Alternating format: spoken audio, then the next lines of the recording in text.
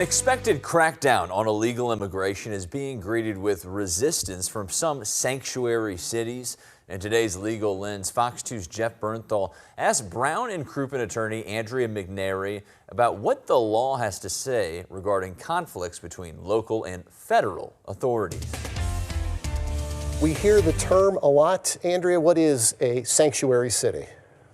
So there's no universal definition, but commonly what people understand a sanctuary city to be is a city or government that has limited their cooperation with federal authorities and immigration authorities, basically doing things like limiting the ability of the federal authorities to deputize, local police, or banning contracts to hold immigrants in local detention facilities.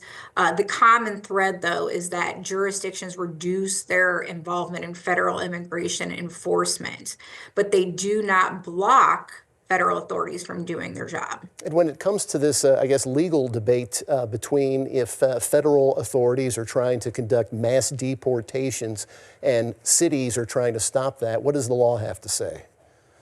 So it's really a balancing act. So the theory behind sanctuary cities is that generally cities want to shield individuals from detention based solely on immigration status. They also don't want to encourage or discourage immigrants from calling the police or reporting crimes for fear of being deported on their immigration status alone. So immigration enforcement is a federal responsibility, and local law enforcement really has no direct authority.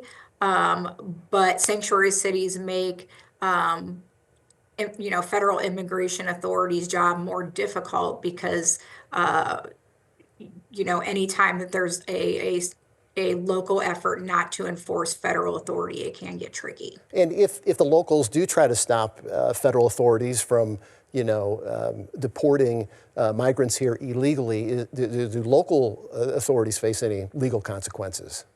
They do. So already it is a felony to knowingly harbor an undocumented migrant.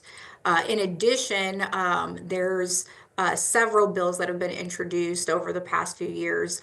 Most recently, no bailout for sanctuary cities that would limit federal grants and financing to sanctuary cities who basically keep federal authorities from doing their immigration enforcement jobs. Andrea McNairy with Brown and Crouppen with our legal insights. Thank you so much. You're welcome. Jeff Bernthal, Fox 2 News. And you can catch the Legal Lens on Fox 2 every Wednesday at 6 o'clock.